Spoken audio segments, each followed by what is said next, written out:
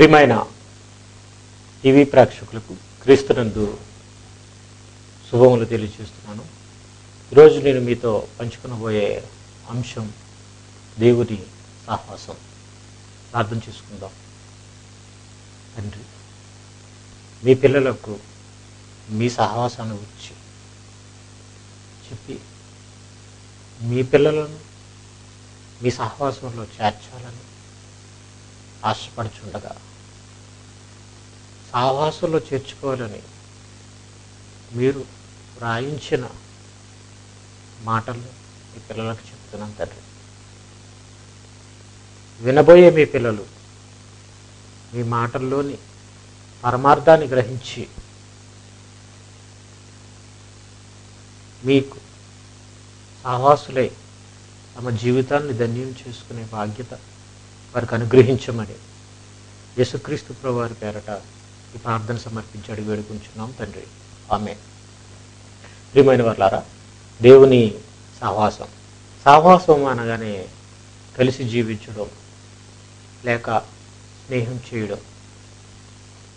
ఇలా మనం ఆలోచిస్తే కలిసి జీవించేవారు అనగా భార్య భర్తలు, కుటుంబ సభ్యులు కలిసి జీవిస్తారు. భార్యాభర్తలు కలిసి భోంచేస్తారు, పడుకుంటారు, జీవనాన్ని సాగిస్తారు. అలాగే తమ పిల్లలతో జీవిస్తుంటుంటారు. ఇలా బంధువులతో కొంతమంది సహవాసం కలిగి ఉంటారు. ఇకపోతే కొంతమంది స్నేహితులతో సహవాసం ఉంటారు. ఎక్కడికి వెళ్ళినా స్నేహితులతో వెళ్ళడం, కలిసి ఉండడం మనం చూస్తుంటాం. ఇలా భార్యాభర్తలతో కలిసి జీవించే సహవాసాన్ని గురించి లేక స్నేహితులతో కలిసి జీవించే సహవాసం గురించి మనం చెప్పుకోవచ్చు. అలా అయితే మరి దేవునితో మనం ఎలా సహవాసం ఉండగలం? దేవుడు ఏంటి? మరి ఆయనతో మనం కలిసి జీవించడం ఏంటి? ఆయనతో మనం సహవాసం కలిగి ఉండడం ఏంటి అని మీకు అనిపించవచ్చు. కానీ అది నిజం. మనం దేవునితో సహవాసం కలిగి ఉండే గొప్ప భాగ్యాన్ని, అవకాశాన్ని దేవుడు మనకి కల్పిస్తున్నాడు. కాబట్టి ఈ విషయాలు మనం ఆలోచించాలనంటే దేవుడు ఆయన మనల్ని ప్రేమించి వ్రాయించిన మాటల్లోని జ్ఞానాన్ని మనం చూడాలి, ఆలోచించాలి, తెలుసుకోవాలి. చూద్దాం. మనం ఆలోచిస్తే యోహాను గారు రాసిన మొదటి పత్రిక 1వ అధ్యాయం 3వ వచనాన్ని కనుక మనం ఆలోచిస్తే, మాతో కూడా మీకును సహవాసము కలుగునట్లు. ఇక్కడ భక్తుడు ఏమని రాస్తున్నాడు అంటే మాతో కూడా అనగా యోహాను, ఇక తక్కిన శిష్యులు, అపోస్తలుడు, వాళ్ళందరికీ దేవునితో సహవాసం ఉంది. అలాగే మాతో కూడా అపోస్తలులైన ప్రారంభ శిష్యులైన మాకు దేవునితో సహవాసం ఉంది. మాతో కూడా మీకును సహవాసం కలిగినట్లు, దేవునితో సహవాసం కలిగినట్లు మేము చూచిన దాన్ని, విని దాన్ని మీకు తెలియజేయుచున్నాము అని చెబుతూ, మన సహవాసం అయితే ఆయన చెప్తున్న సహవాసం మాతో కూడా మీకును సహవాసం కలిగినట్లు ఆయన ఏం చెప్తున్నాడు? మన సహవాసం అయితే తండ్రితో కూడాను ఆయన కుమారుడైన యేసుక్రీస్తుతో కూడాను ఉన్నది. మాతో కూడా మీకును సహవాసం కలిగినట్లు అనగా ఎవరితో సహవాసం కలగాలంటే తండ్రితో క్రీస్తుతో. అంటే తండ్రితో క్రీస్తుతో మనకు సహవాసం కలుగుతుంది, కలగబోతుంది అని చెప్తున్నాడు. కలుగునట్లు ఆయన ఏదో చెప్తున్నాడు. ఏం చెప్తున్నాడని మనం ఆలోచిస్తే మరి ఆ సహవాసం ఎలా కలుగుతుందంటే ఆయన ఏమంటున్నాడంటే మేము చూచిన దానిని, వినిన దాన్ని మీకు తెలియచేయుచున్నాము. అంటే వాళ్ళు చూచి విని సహవాసం కలిగి ఉన్నారు తండ్రితో, యేసుక్రీస్తుతో. అలాగే మనకి కూడా తండ్రితో కలిసి జీవించడం, యేసుక్రీస్తుతో కలిసి జీవించడం, లేక తండ్రితో స్నేహంగా ఉండడం, యేసుక్రీస్తుతో స్నేహంగా ఉండడం వంటి భాగ్యం మనకి కూడా కలగాలని అంటే, కలగడానికి ఆయన ఏం చెప్తున్నాడనంటే మేము చూచిన దాన్ని, వినిన దాన్ని మీకు తెలియజేయుచున్నాము. అంటే భక్తులు తెలియచేసిన దాన్ని బట్టి మనం దేవునితో సహవాసం కలిగి ఉండొచ్చు. భక్తులు చూచిన దాన్ని, వినిన దాన్ని వాళ్ళు చెప్తున్నారు. దాన్ని గనక మనం అర్థం చేసుకుంటే మనం మన జీవితాల్లో దేవునితో సహవాసం కలిగి ఉండగలం, స్నేహం చేయగలం. ఇది మీకు ఆశ్చర్యంగా అనిపించవచ్చు, కానీ వాస్తవం ఇది. ఎందుకనంటే భక్తుడు రాసే వాళ్ళకి ఆల్రెడీ దేవునితో సహవాసం ఉందంటున్నాడు. అయితే మరి దేవునితో సహవాసం కలిగి స్నేహం కలిగి ఉన్న భక్తుల గురించి దేవుడు రాయించిన సందర్భాలు మనకి కొన్ని కనిపిస్తాయి. అవి ఏంటో మనం చూద్దాం. ఆదికాండం 5వ అధ్యాయం 22వ వచనం. హనోకు మెతుషులను కనిన తర్వాత 300 ఏండ్లు దేవునితో నడుచుచు కుమారులను కుమార్తెలను కనెను. హనోకట దేవునితో నడుచుచు 300 ఏండ్లు దేవునితో నడుచు కుమారులను కుమార్తెలను కనెను. ఈ మాట చాలా ఆశ్చర్యం అనిపిస్తుంది ఈ మాట చదువుతుంటే ప్రియమైన వాళ్ళరా. ఎందుకనంటే అతను దేవునితో నడుస్తున్నాడట, అంటే దేవునితో కలిసి జీవిస్తున్నాడు. దేవునితో నడుచుచు జీవిస్తున్న జీవితంలో ఎవరితో నడుస్తున్నాడు అని చెప్పబడుతుంది వాక్యంలో. దేవునితో నడుచుచు కుమారులను కుమార్తెలను కనెను. అంటే కుమారులు కుమార్తెలు కట్టనాడు, అంటే భార్యతో సంసారం చేస్తున్నాడు, జీవితం చేస్తున్నాడు. కానీ నడిచేది ఎవరితో? దేవునితో. ఎన్ని 100 ఏండ్లు అతను దేవునితో నడిచాడు మీరు ఎన్ని 100 ఏండ్లు దేవునితో నడిచాడు మీరు ఆలోచించండి. 300 ఏండ్లు. కానీ ఈనాడు దేవుని పిల్లలమని చెప్పుకుంటున్న వాళ్ళు ఎన్నాళ్ళు దేవునితో నడుస్తున్నారో మీరు ఆలోచించండి. మార్పు వస్తుందండి.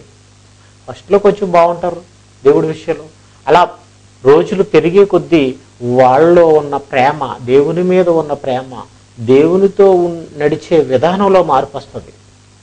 ప్రేమలో మార్పు వస్తుంది, నడిచే విధానంలో మార్పు వస్తుంది. అలా కొన్ని సంవత్సరాలు గడిచేటప్పటికి మరలా కష్టం. వాళ్ళు అదే జీవితాన్ని కొనసాగిస్తారా? దేవునితో ప్రారంభంలో ఎలా ఉన్నారో, ప్రారంభంలో ఎలాంటి ప్రేమ దేవుని మీద కలిగి ఉన్నారో, దేవుని కోసం జీవించాలని వాళ్ళని అనుకున్నారో, అలా ఉండడం కష్టం ఈనాటి రోజుల్లో మనం ఆలోచిస్తాం. ఒక 5-10 సంవత్సరాలు అయితే ఈనాటి సంఘాల్లో ఎన్నో రాజకీయాలు. కాబట్టి ప్రియమైన వాళ్ళ 300 ఏండ్లు తన జీవితంలో చెక్కు చెదరకుండా, ఏ విధమైన ఎడబాటు దేవునితో లేకుండా 300 ఏండ్లు దేవునితో నడిచాడనంటే నిజంగా చాలా గొప్ప విషయం అండి. అందుకనే దేవుడు సంవత్సరాలు కూడా చెప్తున్నాడనంటే మీరు ఆలోచించండి. 300 ఏండ్లు దేవునితో నడుచుచు కుమారులను కుమార్తెలను ఆయన కన్నాడు. మరి కన్నాడు, కంటూ ఎలా నడచగలిగాడు అని అంటే దేవునితో నడవడమే అతని జీవిత ధ్యేయంగా పెట్టుకున్నాడు.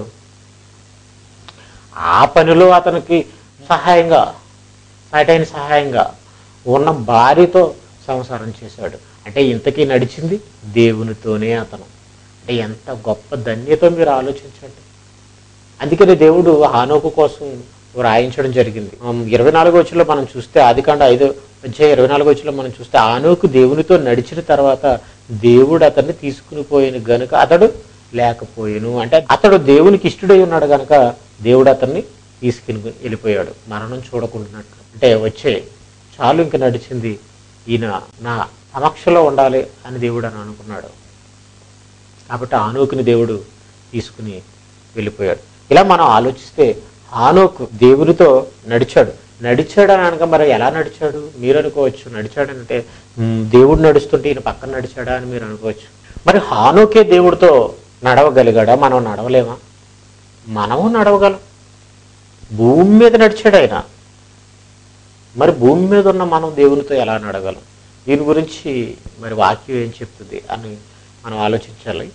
యూదా రాసిన పత్రిక 14వ వచనం. ఆదాము మొదలుకుని 7వ వాడైన హానోకు కూడా. హానోకు ఆదాము మొదలుకుని 7వ వాడు. కానీ హానోకు కాలానికి వచ్చేటప్పటికీ మరి ప్రజలు చెడిపోయినట్టుగా మనం చూడగలం. వాళ్ళ కోసం హానోకు ఏం చెప్పాడో మీరు చూడండి. వాడైన హానోకు కూడా వీరిని గురించి ప్రవచించి, అంటే హానోకు కాలానికి ఆదాము మొదలుకుని 7వ వాడైన హానోకు కాలానికే ఉన్న జనం భక్తిహీనులు అయిపోయినట్టుగా మనం చూడగలం. హానోకు కూడా వీరిని గురించి ప్రవచించి ఇట్లా నేను భక్తిహీనుల గురించి ప్రవచించాడు.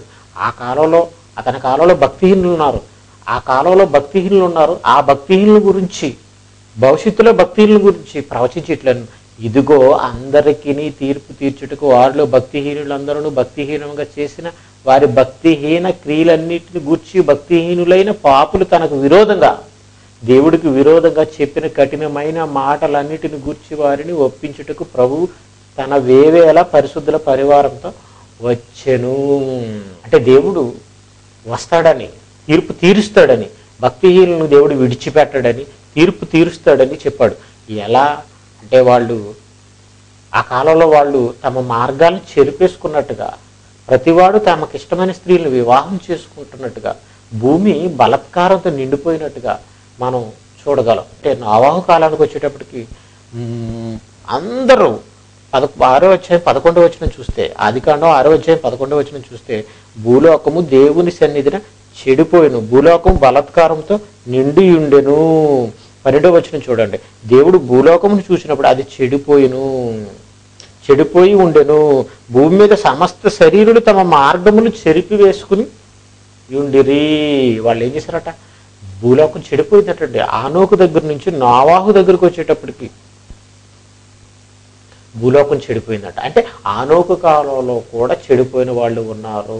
ఇలా చెడిపోయిన వాళ్ళ కోసం ఆనోకు ఏం చేశాడు? ప్రవచించాడు. భక్తిహీనుల కోసం, వాళ్ళ భక్తిహీనతకు దేవుడు తీర్పు తీరుస్తాడని, అలాగే దేవునికి విరోధంగా తీర్పు తీరుస్తాడని, భక్తిహీనంగా ఉండొద్దని ప్రకటిస్తుంటే దేవునికి విరోధంగా మాట్లాడిన వారి కఠినమైన మాటల గురించి దేవుడు తీర్పు తీరుస్తాడని కూడా చెప్పాడు. అంటే దేవుని కోసం ఆనాటి సమాజంలో హానోకు బ్రతికాడు ఎన్ని వందల ఏండ్లు. ఇలా భక్తిహీనులకి ఎన్ని వందల ఏండ్లు దేవుని కోసం చెప్పాడు? 300 ఏండ్లు చెప్పాడు. అంటే భక్తిహీనుల కోసం, వాళ్ళ భక్తిహీనత పోవాలని 300 ఏండ్లు చెప్పాడు. అలా పోవాలని చెబుతుంటుంటే, దేవుని కోసం చెబుతుంటుంటే, దేవునికి భయపడండి అని చెబుతుంటుంటే, వాళ్ళు దేవునికి వ్యతిరేకంగా మాట్లాడినా వాళ్ళకు ఎదురు తిరిగి చెప్పాడు. ఎందుకంటే తీర్పు తీరుస్తాడు దేవుడు అని చెప్పాడు. అని అంటే హానోకు ఎంత గొప్పవాడో మీరు ఆలోచించండి. 300 ఏండ్లు భక్తిహీనులకు వ్యతిరేకంగా, దేవుని కోసం మాట్లాడే వాళ్ళు మాట్లాడే కఠినమైన మాటలన్నిటికీ వ్యతిరేకంగా పోరాడాడంటే, ప్రకటించాడనంటే ఎంత గొప్పవాడు. అందుకేనండి దేవుడు అంటే ఆనాటి సమాజంలో హానోకు దేవుని కోసం ప్రకటిస్తే, దేవుని కోసం నిలబడితే దేవునితో నడిచినవాడు, అనగా దేవునితో సహవాసం చేసినవాడు, స్నేహం చేసినవాడు. మరి ఈనాటి సమాజంలో దేవునితో మీరు జీవించిన వారుగా ఉండాలని అనుకుంటే, ఈనాటి సమాజంలో దేవుని మాటలను పట్టుకుని దేవుని కోసం బ్రతకాలి, ఒప్పింప చేయాలి, లేకపోతే వాళ్ళని హెచ్చరించాలి. అప్పుడు మీరు దేవునితో సహవాసం కలిగి ఉన్నవాళ్ళు, ప్రియమైన వాళ్ళ. అలాగే మనం ఇంకొక భక్తుడు నోవాహు కోసం చూడొచ్చు. నోవాహు కోసం మనం చూస్తే 6వ అధ్యాయం 9వ వచనంలో ఏమంటున్నాడు?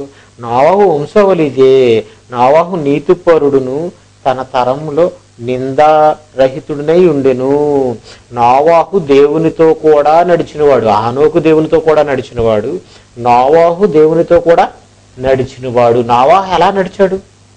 నోవాహు కూడా దేవుడు జలప్రలయం రప్పిస్తున్నానని చెప్పితే అందరికీ ప్రకటించమంటే నాశనం చేస్తాడని ప్రకటించాడు. అంటే ఇలా దేవుని ఉద్దేశాలు చొప్పున, దేవుని ఉద్దేశాలను కలిగి దేవుడు చెప్పినట్టుగా ఆనాటి సమాజంలో పనిచేసిన వాళ్ళే దేవునితో నడిచిన వాళ్ళు. అనగా దేవుని కొరకు వాళ్ళు నడిచారు కాబట్టి వాళ్ళు దేవునితో నడిచిన వాళ్ళు. ఇలా మరో భక్తుడు మీకు తెలుసు, అబ్రహాం. ఆదికాండం 17వ అధ్యాయం 1వ వచనం చూస్తే మనం, అబ్రహాము 99 ఏండ్ల వాడైనప్పుడు యెహోవా అతనికి ప్రత్యక్షమై, నేను సర్వశక్తి గల దేవుడు, నా సన్నిధిలో నడుచుచు నిందారహితుడివై ఉండుము. నేను సర్వశక్తి గల దేవుడు, నా సన్నిధిలో అంటే దేవుడు పరలోకంలో ఉన్నాడు, మనం ఈ లోకంలో ఉన్నాం. ఆయన పరలోకంలో ఉన్నా, మనం ఈ లోకంలో ఉన్నా, మనం ఆయన సన్నిధిలో ఉన్నట్టే. ఎందుకంటే ఆయన ఎదురుగా ఉన్నట్టే. మనం ఇంట్లో కూర్చున్నప్పుడు మన పిల్లలు వాకిట్లో ఆడుకుంటున్నారు అనుకో, వాళ్ళు మన ఎదురుగా ఉన్నట్టే. మనం వాళ్ళు చూస్తుంటాం కదా, వాళ్ళు పర్యవేక్షిస్తాం కదా. అలాగే దేవుడు పరలోకంలో ఉన్నా, మనం ఈ లోకంలో ఉన్న ఆయన మనల్ని చూస్తున్నాడు, ఆయన మనల్ని కనిపెడుతున్నాడు. కాబట్టి నా సన్నిధిలో నడుచుచు నిందారహితుడే ఉండుము అంటే నడమంటున్నాడు. అబ్రహాము కూడా దేవునితో నడిచినవాడు. ఎందుకనంటే అబ్రహాము గురించి దేవుడు ఒక మాట, మంచి మాట చెప్పాడు. ఏంటంటే అతడు తన పిల్లలకు యెహోవా మార్గము గైకున్నట్లు అతడు ఆజ్ఞాపించునని అబ్రహాము నేను ఎరుగున్నాను అని చెప్పాడు. అని అంటే అబ్రహాము దేవుని సన్నిధిలో నిందారహితుడిగా నడిచాడు. తన పిల్లలను వాళ్ళ పిల్లలను దేవుని మాటలను లోబడి జీవించే విధముగా చర్య తీసుకోగలిగాడు, పనిచేశాడు. కాబట్టి ప్రియమైన వాళ్ళారా, అబ్రహాము కూడా దేవునితో నడిచినవాడు. ఇలా దేవునితో నడిచిన వాళ్ళని దేవుడు ఏమన్నాడో తెలుసా? స్నేహితులు అని అన్నాడండి. చూడండి అబ్రహాం గురించి ఏమన్నాడంటే, ప్రియమైన వాళ్ళారా, యెషయా గ్రంథం 41వ అధ్యాయం 8వ వచనం, నా సేవకుడైన ఇశ్రాయేలు అని చెప్తూ, నేను ఏర్పరచుకున్న యాకోబు అని మరలా చెబుతూ, నా స్నేహితుడైన అబ్రహాము సంతానమా అన్నాడు. అంటే నా స్నేహితుడైన అబ్రహాము సంతానమా అన్నాడు. అంటే దేవుని సన్నిధిలో నిందారహితుడిగా నడిచాడు కాబట్టి అతనికి దేవుడు పెట్టిన పేరేంటే నా స్నేహితుడైన అబ్రహామా అన్నాడు. అంటే హానోకు దేవునితో నడిచినవాడు, జీవించినవాడు, సహవాసం కలిగినవాడు.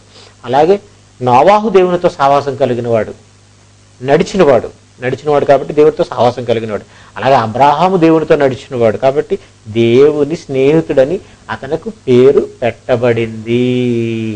ఇలా మనం ఆలోచిస్తే దేవుని ఉద్దేశాలు చెప్పున మనం ఈ తరంలో గనక మనం దేవుని కొరకు పనిచేస్తే, నడిస్తే మనం దేవునితో నడిచిన వాళ్ళం.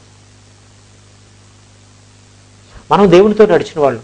మీ జీవితంలో ఎంతో కాలం వృధాగా గడిచిపోయి ఉండొచ్చు, కానీ ఇక నుంచైనా మీ జీవితంలో మీరు దేవుని కొరకు నడిస్తే, మీరు బ్రతికిన తక్కిన కాలం మీరు దేవునితో నడిచినట్టుగా దేవుడు లెక్కిస్తాడు. ఎందుకంటే ఆనోకు కోసం ఆయన రాయించాడు, 300 ఏళ్ళు నడిచాడని. ఆయనే ఎక్కువ కాలం దేవునితో నడిచినవాడు అందరికంటే.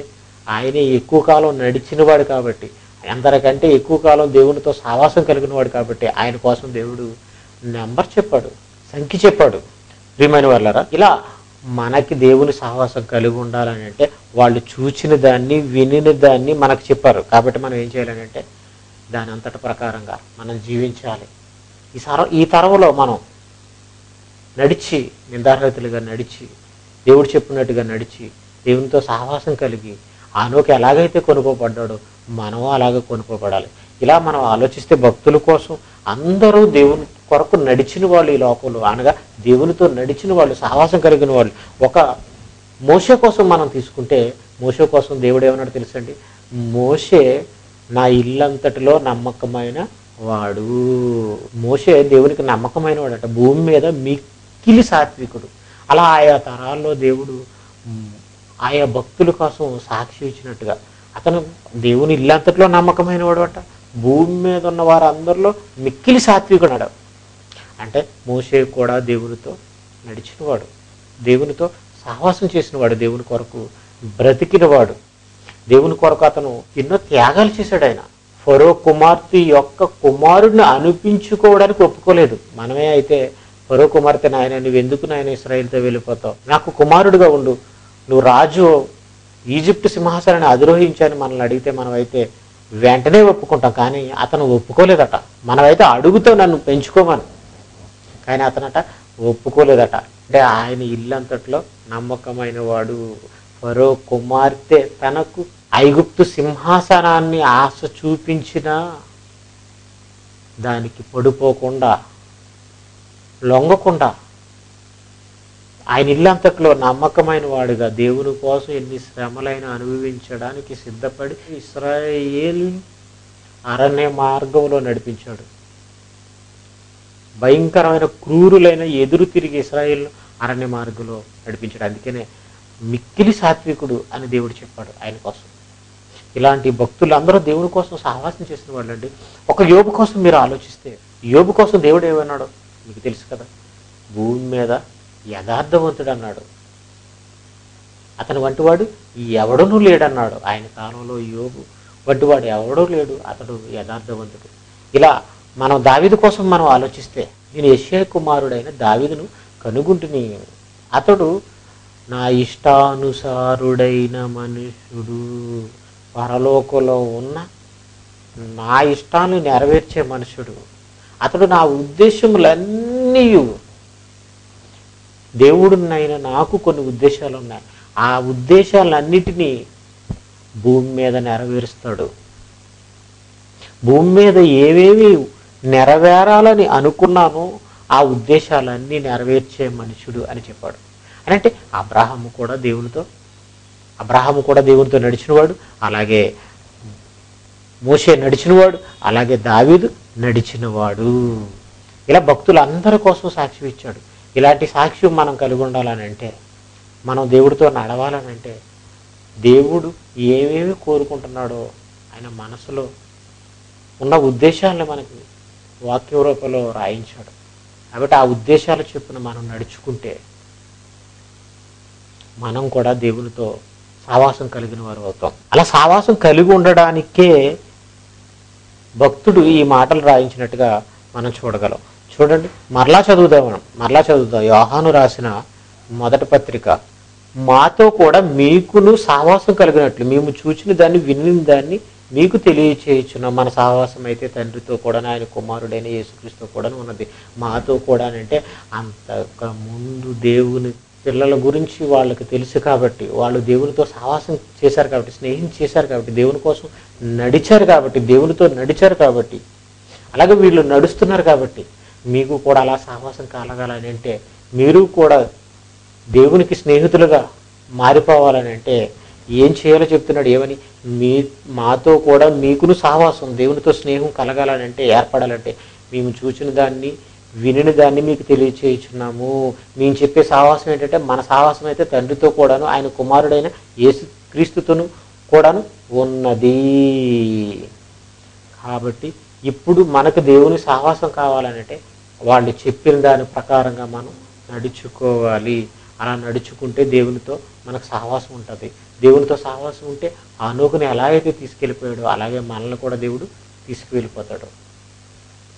లోపల ఒక మాట ఉంటుంది, ఏంటంటే 6 నెలలు సహవాసం చేస్తే వీళ్ళు వాళ్ళు అయిపోతారు అని అంటారు. కనీసం మీ జీవితంలో ఒక 6 నెలలు దేవునితో సహవాసం చేస్తే, ఎందుకంటే దేవుడు మనకలా మారవలసిన అవసరం లేదు, మనం దేవుడిలా మారవలసిన అవసరం ఉంది. మనం దేవునితో మారాలంటే కనీసం మీరు అంటున్న మాటలను బట్టి అయినా, లోకం అంటున్న మాటలను బట్టి అయినా 6 నెలలు మీరు ఖచ్చితంగా దేవునితో సాహసం చేశారని అంటే మీ జీవితకాలం అంతా మార్చుకోవచ్చు కదా. కాబట్టి కనీసం ఇక్కడి నుంచైనా మీరు దేవునితో సహవాసం చేయడం నేర్చుకోండి. అదే మీకు అలవాటుగా మారిపోద్ది. ఇవన్నీ దేవుడు రాయించాడు. ఆయన మనతో సహవాసం కోరుకుంటున్నాడు. కాబట్టి మనం ఆయనతో సహవాసం కోరుకుందాం, ప్రార్థన చేసుకుందాం. పరలోకమందున్న మా కన్న తండ్రి నాయన, మా సంతోషం పరిపూర్ణం అవ్వడానికి మీరు మాతో సహవాసం చేయాలని అనుకుంటున్నారు. మేము మీతో సహవాసం చేసే భాగ్యాన్ని మీరు కల్పించారు. మీ పిల్లలకు చెప్పాను తండ్రి. కాబట్టి ఇక నుంచి వాళ్ళ జీవితాల్లో వాళ్ళు ఎలా బ్రతికినా, ఇక నుంచి అయినా మీకోసం బ్రతికేవారుగా, మీతో సహవాసం చేసి ఇక నుంచి తాము జీవించబోయే జీవితం మీకోసం జీవించి మీరున్న లోకానికి చేరుకునే భాగ్యాన్ని మీ పిల్లలకు అనుగ్రహించండి. యేసుక్రీస్తు ప్రభువారి పేరటి ప్రార్థన సమర్పించి అడిగి వేడుకుంటున్నాం తండ్రి. ఆమేన్. కాకినాడ సర్పవరం చేపల మార్కెట్ వద్ద శెట్టిబల్జిపేట. సెల్ 9948011871. ఉచితముగా బైబిల్ ని పాఠ్యాంశాలుగా బోధించబడును. సమయం ప్రతి ఆదివారం 5 గంటల నుండి 7:30 వరకు. బైబిల్ పై మీ ప్రశ్నలకు మా సమాధానము అను కార్యక్రమం ప్రతి గురువారం 6 గంటల నుండి 8 గంటల వరకు. రమణయ్యపేట.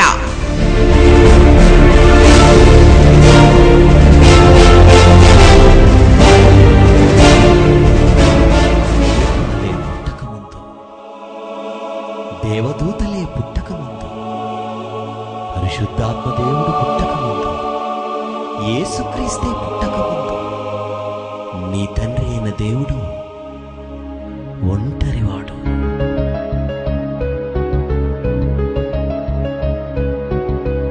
నీవు నేను పుట్టక ముందు, విశ్వం పుట్టక ముందు కన్న తండ్రి అయిన దేవుడు మహాలోకమైన ఆ పరలోకాన్ని ఎవరికి ఇవ్వాలనుకున్నాడో తెలుసా?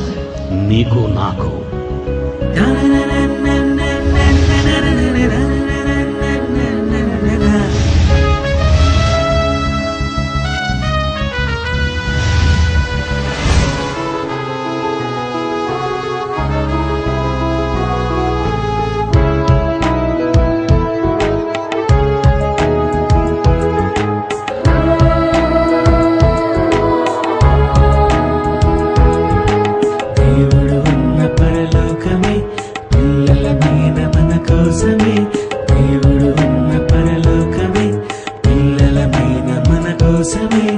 ఒంటరిగా తను ఉండలేక చేశాడు నీకు తెలుసా? తండ్రి అనే ఆ పిలుపు కోసం నేను చేశాడు ఇది తెలుసా? దేవుడు ఉన్న పరలోకమే పిల్లల మీద మన కోసమే. దేవుడు ఉన్న పరలోకమే పిల్లల మీద మన కోసమే.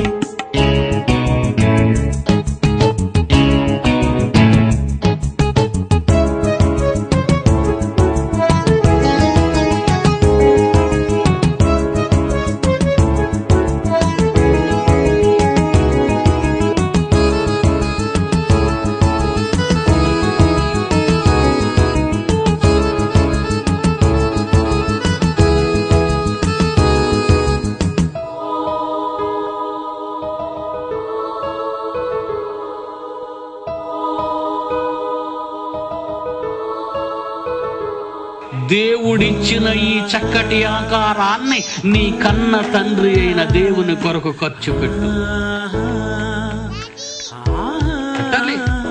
లేకపోతే నువ్వు వెళ్ళవు. పిల్లలే కావాలనుకుని భార్యనే కోరుకోలేదు. కన్న తండ్రి కలలు పండించటానికి భూమి మీదికి వచ్చిన కారణ జన్మనిది. పిల్లలే కావాలనుకుని భార్యనే కోరుకోలేదు. నిన్నే కావాలనుకొని నిన్నే వదులుకోలేదు. యేసును పంపాడు నిన్నే కాపాడాలని.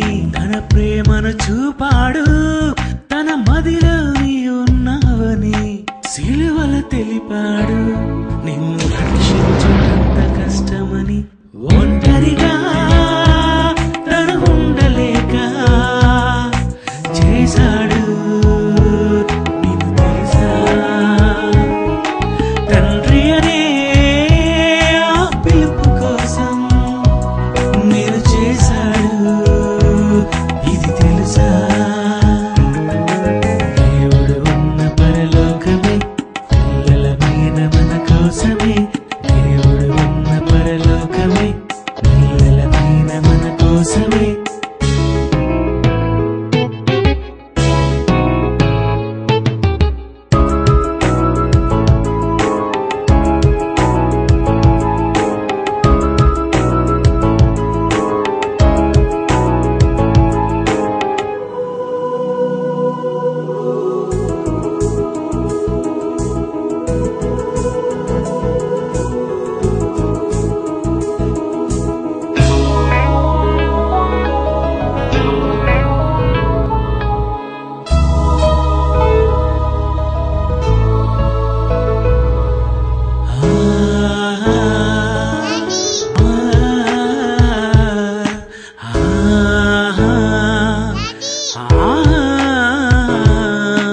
పిల్లలే కావాలనుకుని ఏ రోజు నిద్రపోలేదు.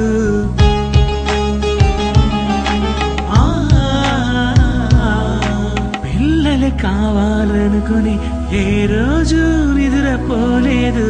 నిన్నే కావాలనుకొని అరచేతిలో చెక్కుకున్నాడు. యేసును పంపాడు నిన్నే కాపాడాలని. తన ప్రేమను చూపాడు తన మదిలో నీ ఉన్నావని. మనసే చెప్పాడు పిల్లలంటే ఎంతో ఇష్టమని. ఒంటరిగా తను ఉండలేక చేశాడు